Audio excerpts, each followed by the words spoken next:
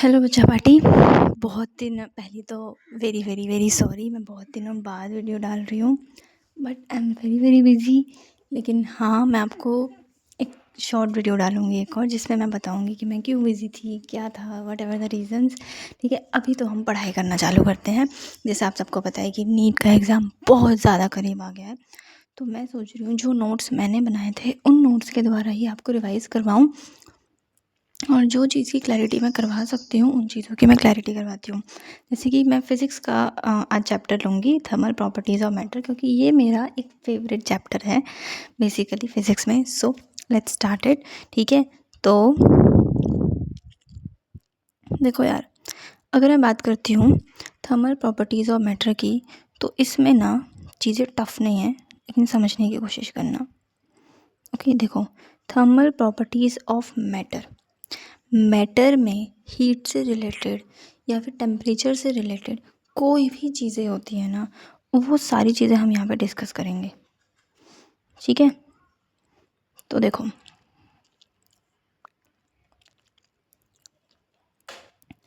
अगर मैं scales of temperature की बात करती हूँ, सबसे पहले तो एक याद रखना, टेम्परेचर की एसआई यूनिट केल्विन होती है, जिसे हम कैपिटल के से डिनोट करते हैं। ओके, अब स्केल्स की अगर हम बात करते हैं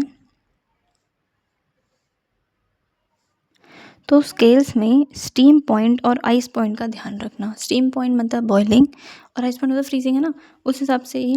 तो हमारे पास मेजरली हम 3 स्केल्स को डिटेल में पढ़ते हैं, सेल्सियस, केल्विन और फ़ारेनहाइट। ओके, तो you very well know, Celsius में आइस पॉइंट जो है वो 0 डिग्री सेल्सियस होता है और स्टीम पॉइंट 100 डिग्री सेल्सियस होता है। इन दोनों के बीच का गैप 100 होता है। ठीक है, केल्विन में अगर मैं बात करती हूँ तो आईसी पॉइंट जो होता है वो 273 केल्विन होता है और स्टीम पॉइंट 373, मतलब इसमें भी डिफरेंस 100 का ही होता है। इसका मतलब ये नहीं होता हर स्केल में 100 का डिफरेंस होता है। ठीक है, आगे समझते हैं। फ़ारेनहाइट में 32 डिग्री फ़ारेनहाइट आइस पॉइंट होता है और 212 डिग्री फ़ारेनहाइट ये हमारा स्टीम पॉइंट होता है, और इसके बीच का डिफरेंस जो है वो 180 होता है। ठीक है, अब हम बात करते हैं किसी भी स्केल्स में ना, आपको ये फॉर्मूला याद रखना अगर स्केल से रिलेटेड कोई भी क्वेश्चन आता है तो बेसिकली क्या है कि सेल्सियस में अगर आपको कुछ भी दिया हुआ है, ठीक है, -0 मतलब आपको और डिवाइड बाय 100, मतलब आपको क्या समझ आ रहा है, कोई भी स्केल हो। जैसे कि अगर मैं सेल्सियस वाले की बात करती हूँ तो सेल्सियस वाले में ये बोला कि सेल्सियस -0 डिवाइड बाय 100, और केल्विन मान में बोला Kelvin -273 divide by 100 equal to, ये होता है इस स्केल से उस स्केल का कन्वर्जन्स। ठीक है, और इक्वल साइन ही आएगा, और equal to Fahrenheit -32 divide by 180। तो कोई भी स्केल हो आपके पास, कोई भी वैल्यू आर हो, माइनस जो भी उसका आइस पॉइंट है divided by steam point minus ice point है। देखो, ये 100 डिग्री सेल्सियस नहीं है, ये डिफरेंस है, तभी यहाँ पे 180 है। ठीक है, डिफरेंस है ये। अब देखो, आपको बहुत अच्छे से पता है केल्विन और सेल्सियस का रिलेशन कि डिग्री सेल्सियस प्लस 273 केल्विन में कन्वर्जन होता है, और डिग्री सेल्सियस और फ़ारेनहाइट का से ये है कि degree Celsius is equal to 5/9 whole bracket में फ़ारेनहाइट -32। ओके, बाकी हम ये भी बोल सकते हैं change of degree Celsius is equal to 5/9 change of Fahrenheit. ठीक है, ये आपको क्लियर हो गई चीज़। अब देखो, एब्सोल्यूट ज़ीरो का क्या मतलब होता है। देखो, एब्सोल्यूट ज़ीरो मतलब बिल्कुल भी टेम्परेचर नहीं है। ठीक है, 0 डिग्री सेल्सियस का मतलब बिल्कुल टेम्परेचर नहीं होता, मतलब एब्सोल्यूट ज़ीरो नहीं होता है। 0 केल्विन का मतलब होता है एब्सोल्यूट ज़ीरो, यानी -273 डिग्री सेल्सियस का मतलब होता है एब्सोल्यूट ज़ीरो, और -460 डिग्री फ़ारेनहाइट का मतलब होता है एब्सोल्यूट ज़ीरो।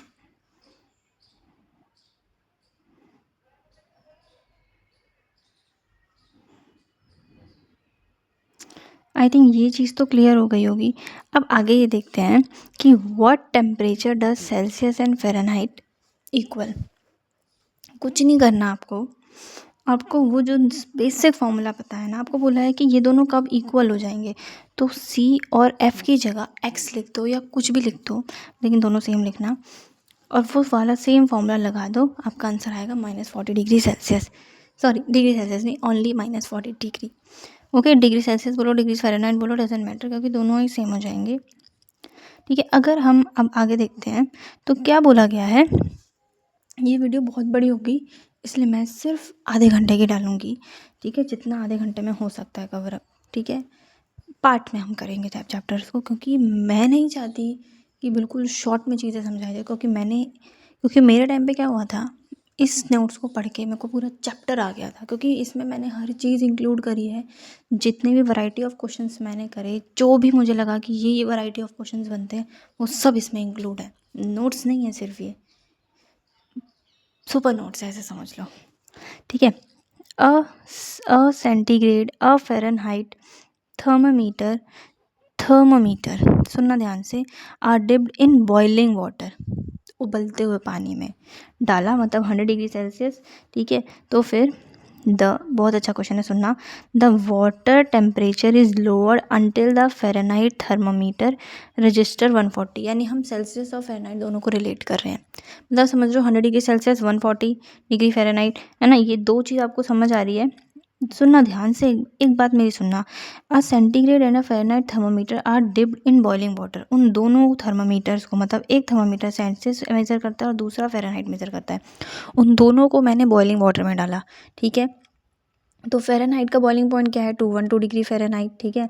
फिर उन्होंने सेल्सियस वाले की बात अभी के लिए स्टॉप कर रखी है। अब बोला है the water temperature is lower till the Fahrenheit thermometer register 140 degree, यानी कि अब वो 212 से 140 पे आ गया है फ़ारेनहाइट वाला, ठीक है। What is the fall in temperature as registered by centigrade thermometer, तो सेंटीग्रेड वाले में कितना होगा ये पूछा गया है। तो मतलब ये चीज़ हुई है, देखो सॉरी, ये चीज़ हुई है, मतलब ये इनिशियल था और ये फाइनल हुआ है, तो मतलब कि आपको चेंज दिया गया है, ठीक है। तो चेंज वाले के लिए ये फॉर्मूला बेस्ट है, degree Celsius is equal to 5/9 degree Fahrenheit, okay. तो 5/9 लिखा, तो क्या चेंज आया है फ़ारेनहाइट वाले में हमें पता है, तो 212 माइनस 140, आपका आंसर ये आ रहा है 728। तो मैंने जब इसको करा, सॉरी 72, जब मैंने इसको करा मेरा आंसर आ रहा है 40 डिग्री सेल्सियस हो गया होगा। तो बेसिकली हमारे पास यही पूछा है ना कि चेंज क्या होगा, फॉल इन टेम्परेचर क्या होगा, 40 फॉल आया आपके पास, डेल्टा सी आया है, याद रखना। मतलब पहले 100 था, 40 हुआ है, यानी कि 60 होगा, ठीक है, फाइनल वाला। तो अगर मैं आगे बोलूँ तो नेक्स्ट हमें बोला गया है, ओ सॉरी, ठीक है, इन सॉलिड्स की अगर मैं बात करूँ, distance between any two parts on a solid, okay, increase with increase in temperature. देखो वट एवर इट इज़, बस माइंड में एक चीज़ आनी चाहिए, वो सॉलिड है, टेम्परेचर बढ़ाऊँगी मतलब हीट दूंगी उसको, तो कुछ भी हो हर जगह का डिस्टेंस बढ़ेगा, हर चीज़ की मतलब क्या बोलते हैं, बीच में स्पेस आएगा, वट एवर इट इज़। अच्छा एक चीज़ समझाती हूँ, रुको। फॉर एग्ज़ाम्पल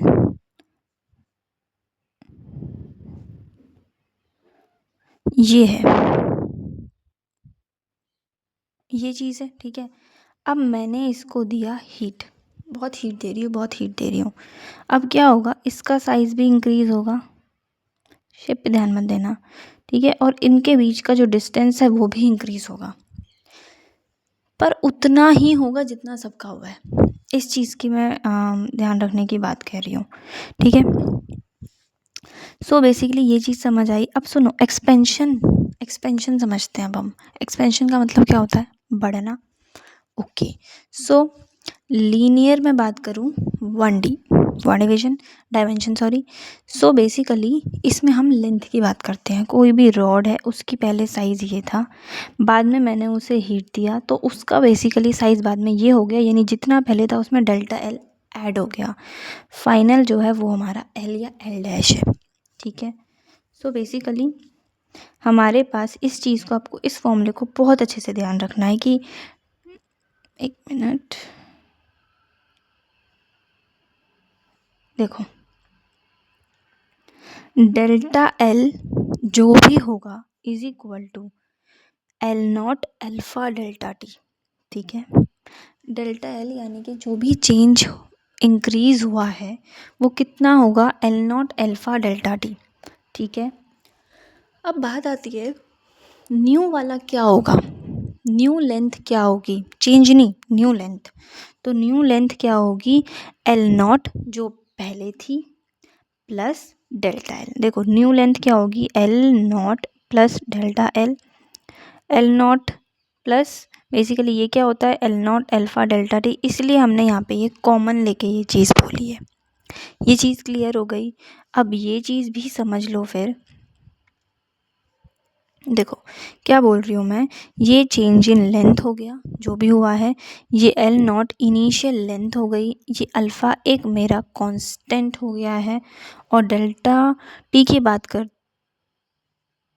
हाँ तो बेसिकली अल्फ़ा एक कांस्टेंट है जिसको हम कोफिशिएंट ऑफ लीनियर एक्सपेंशन भी बोलते हैं। ये कोफिशिएंट है लीनियर एक्सपेंशन का। Delta T is basically change in temperature. क्या है ये, change in temperature. Okay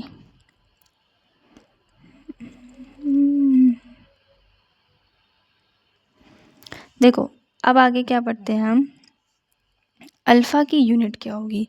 just imagine, just सोचो, आपने यूनिट एंड डायमेंशन पढ़ा है ना, तो उससे सोचो अल्फ़ा की यूनिट क्या होगी, केल्विन इनवर्स, ओके, या सेल्सियस इनवर्स, ठीक है। बीटा हो गामा हो कुछ भी हो, सबकी यूनिट यही रहने वाली है, ओके।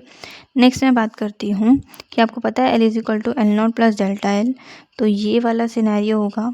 और इस तरीके से है कि हमारे पास ये देख लो वाई और एक्स का ग्राफ है, डेल्टा टी यहाँ है टेम्परेचर डिफरेंस, और यहाँ पे लेंथ आ रही है। तो जो भी भाई इनिशियल लेंथ ज़ीरो तो नहीं हो सकती ना कुछ तो होगी, इसलिए स्टार्टिंग यहाँ से हुई है, तो कुछ ना कुछ तो लेंथ होगी, तो वहाँ से इंक्रीमेंट हुआ होगा, ठीक है। तो ये देखो हमारे पास थीटा आ गया, और इनिशियल लेंथ ये थी कि भाई इतनी तो लेंथ होगी ही ना, कुछ भी हो भाई इनिशियल लेंथ कुछ ना कुछ तो होगी ही। तो वही हमारे पास आता है कि ये इसकी बाद में इतनी लेंथ हो गई है वाई, स्टार्टिंग में सी थी इज इक्वल, तो Y is equal to M X plus C, ठीक है। M is basically you very well know, हमारे पास ये सारी चीज़ें क्या होती है हमको बहुत अच्छे से पता है कि स्लोप क्या होता है, एक्स एक्सिस पे क्या है, वाई एक्सिस पे क्या है, इंटरफेरेंस, वो हर चीज़ आपको पता होती है, ओके। इस चीज़ का ध्यान रखना है। नेक्स्ट अगर मैं देखूँ तो ये सेम चीज़ ना यहाँ पे भी आती है, सुपरफिशियल यानी कि 2D यानी कि एरिया की बात करती हूँ अब मैं, ठीक है। अब लेंथ नहीं एरिया, तो भाई वहाँ कुछ नहीं होगा, delta L is equal to L not alpha delta T था, वैसे यहाँ पे delta A is equal to A not beta T होगा, ठीक है। चेंज इन एरिया मतलब ओरिजिनल एरिया जो भी था या इनिशियल बीटा कांस्टेंट है, कोफिशिएंट ऑफ एरिया एक्सपेंशन है, और delta T change in temperature.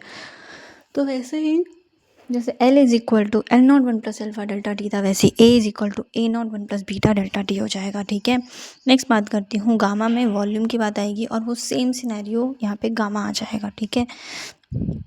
Relation अगर मैं अल्फ़ा बीटा और गामा की बात करती हूँ, तो beta is 2 times of alpha and gamma is 3 times of alpha, ठीक है। एक और चीज़ सुनो, एनाइसोट्रॉपिक सॉलिड क्या होते हैं, जिसकी अलग अलग डायरेक्शंस में अलग अलग प्रॉपर्टीज़ होती हैं। आइसोट्रॉपिक वो होते हैं किसी भी डायरेक्शंस में जाएं लेकिन सेम ही मिलती है। Crystal, crystal is a very good example, एक रेगुलर पैटर्न होता है, ओके। अब वैसे आप चाहते हो कि मैं कितना पढ़वाऊँ, मतलब मैं नहीं चाहती कि कंटेंट को बीच में कहीं छोड़ा जाए। एक काम करते हैं, अभी के लिए हम इतना सही रखते हैं, ठीक है। थोड़े से क्वेश्चंस करा दूँगी, यहाँ तक का पॉइंट यहाँ तक करा दूँगी, टाइम पीरियड वाले तक, ठीक है। आप प्रैक्टिस करना इसको, बाकी मैं पार्ट्स में वीडियो डालूँगी, ठीक है। बाकी अगर मैं ये देखती हूँ, एक और चीज़ देख लो, डेल्टा एल यानी कि L2 माइन, एक मिनट रुको,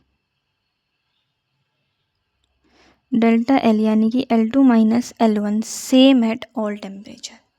अगर वो ये बोल रहे हैं कि चेंज जो हो रहा है ना लेंथ का, वो सेम है हर टेम्परेचर पे, यानी कि डेल्टा L1 जो है डेल्टा L2 के इक्वल है, इसका मतलब ये होता है। और डेल्टा एल का मतलब बेसिकली अगर सेम टेम्परेचर है तो डेल्टा टी की तो बात ही नहीं आती, हो तो पहले ही कैंसिल हो गया। तो alpha one L1 alpha two L2, ये चीज़ पे ध्यान रखना। और अगर आपको कॉम्पोजिट निकालना है तो उसका मतलब होता है alpha one L1 plus alpha two L2 divided by whole length. मतलब आप एक तरह से देख सकते हो कि हमने alpha L is equal to alpha L1 plus alpha L2 यही चीज़ को कंटिन्यूस करा है, और ये दोनों कॉम्पोजिट यानी कि होल जो भी था सब कुछ, ठीक है। अब आगे आते हैं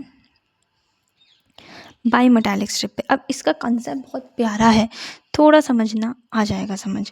बाई मेटालिक स्ट्रिप की अगर मैं बात करती हूँ तो बेसिकली आपके पास एक स्ट्रिप है जिसका एक side basically whatever it is, बस ये एक सिंगल एक लेंथ है, सेम रॉड है, सेम सब कुछ है डायमेंशंस, लेकिन मैं इसको अल्फ़ा 1 L1 एक जगह अल्फ़ा 2 L2 लिख रही हूँ।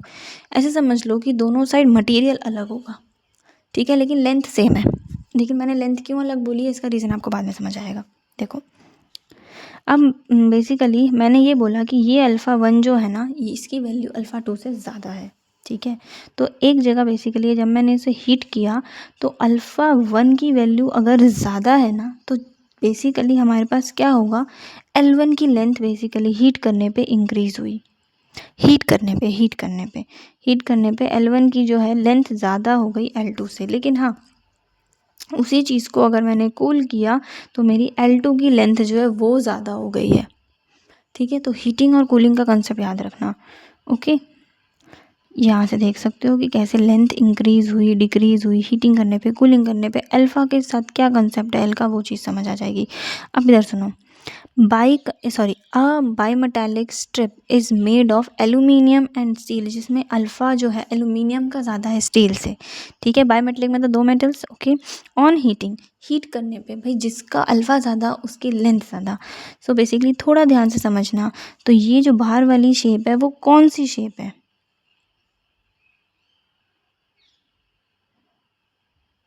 वो कौन सी शेप है, वो कॉन्वेक्स है।